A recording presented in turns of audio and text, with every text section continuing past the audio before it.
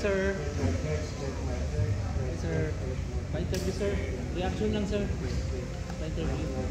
Normal voice ka.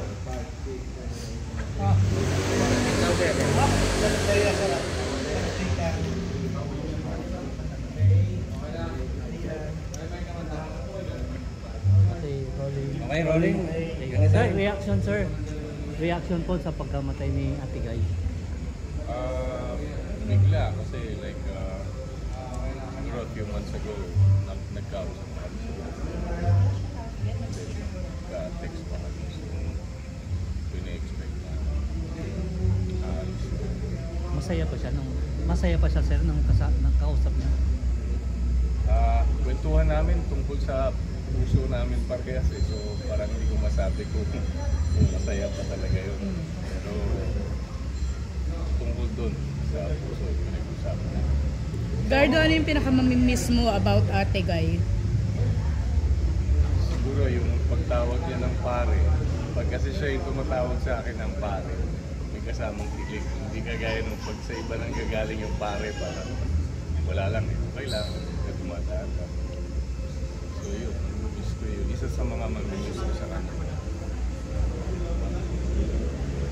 Sir, sa industriya ng artista, na pagkawala niya, anong masasabi niyo sir?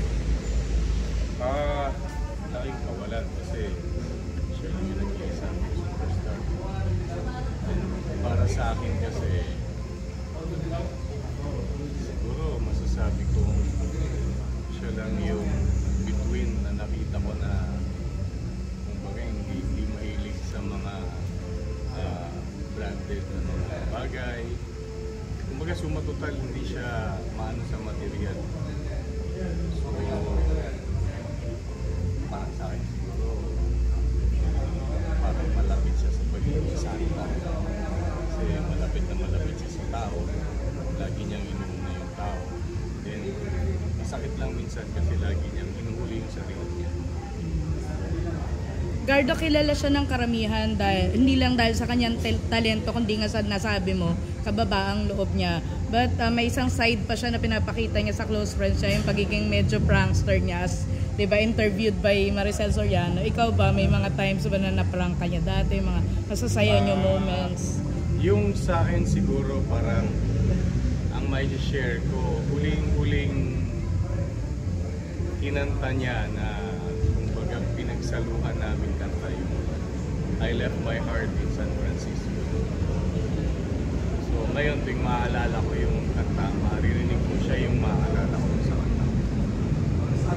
So last question na lang, was there anything na you wish you could have told her before she passed on?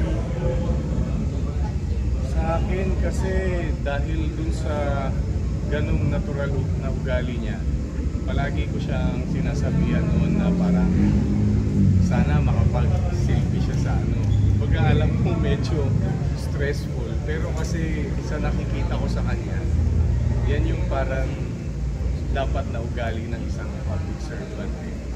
So like, palagi kong sinasabi sa kanya na yung mga kagaya mo, yung kailangan sa Senado or sa Kongreso. And nararamdaman ko naman na gusto rin niya nga. Kaya lang nga kasi, siyempre dahil sa kondisyon, so hindi niya lang. Thank you. Thank you, sir.